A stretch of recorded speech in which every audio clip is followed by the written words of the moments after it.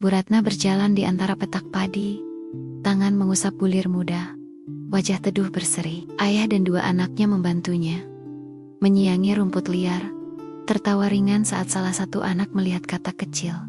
Udara dingin menyapa, embun menempel. Adegan ini menunjukkan kedalaman kerja dan cinta kepada tanaman, serta generasi berikutnya. Suatu pagi, warga tetangga Pak Hasan, yang kehilangan pekerjaan, datang mengambil sayuran. Ia malu meminta, tapi Bu Ratna mengulurkan sebagian hasil tanpa diminta. Tangan mereka berdentang seperti persaudaraan. Ini kebaikan kecil yang alami, bukan direncanakan. Anak Bu Ratna yang tergoda oleh tablet ibunya, merekam adegan tersebut secara tidak sengaja. Tangan keriput Bu Ratna memberikan sayur, senyum yang hangat, dan mata penuh empati. Video singkat itu tersebar atas inisiatif anak, lalu disebar di grup komunitas lokal.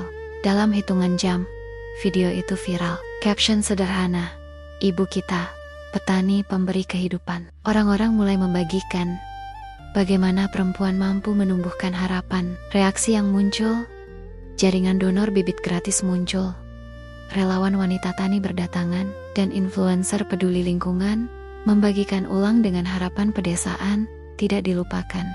Dana dan bantuan datang. Sekolah anak-anak mendapatkan kantin sayur sehat pedesaan. Beberapa remaja di desa lain belajar bercocok tanam dari Bu Ratna secara daring. Ia malah membuat kelompok belajar tani di balai desa.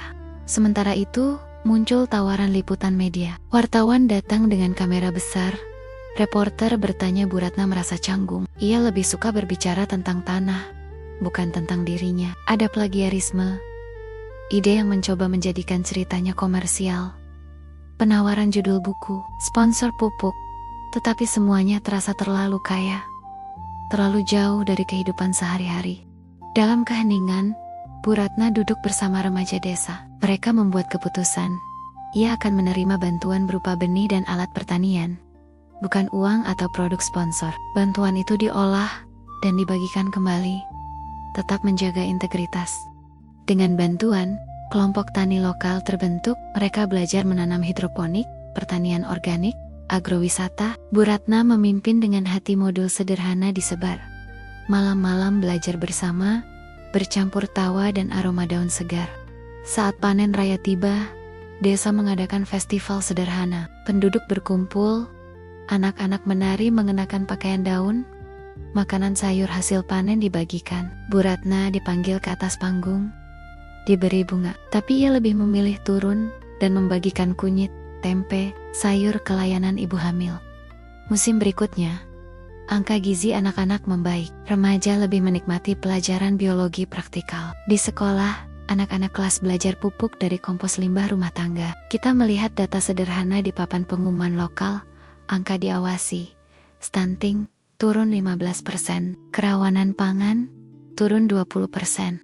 Tapi tidak selamanya mulus. Ada petani industri besar yang merasa terancam dan melobi pemerintah daerah agar kelompok tani diatur ketat. Ada tekanan agar Bu Ratna disubordinasikan dalam seminar bersponsor. Ia merasa ditarik ke politik yang ia hindari. Dalam kelemahan, ia kembali ke sawah. Di bawah pohon beringin, ia duduk menyulam jaring panen. Ia menyadari, akar kisah ini adalah tanah dan kasih, bukan panggung. Ia menolak seminar bergengsi, tetap menerima undangan dari komunitas tani desa, dengan syarat biaya ditransparansi untuk penguatan kebun komunitas. Beberapa tahun kemudian, sistem komunitas resilient terbentuk bank benih, bank pupuk organik, kalender tanam lokal. Anak-anak desa menempel poster jejak senyuman Bu Ratna di sekolah. Ia menyaksikan generasi baru tumbuh lebih tahu, lebih mandiri, lebih peduli. Suatu sore, Bu Ratna duduk di depan rumah, ditemani dua cucunya. Mereka menanam bibit di polybag. Hanya itu momen sederhana, tapi punya kekuatan. Senyum yang tidak viral, tapi tetap menyebar. Kisahnya kini jadi legenda lokal, namun inti tetap sederhana. Satu tangan memberi sayur, satu senyum membuka mata. Cerita ini menutup dengan gambar bibit tumbuh di tanah desa, mengingatkan bahwa tindakan kecil mampu menumbuhkan perubahan besar.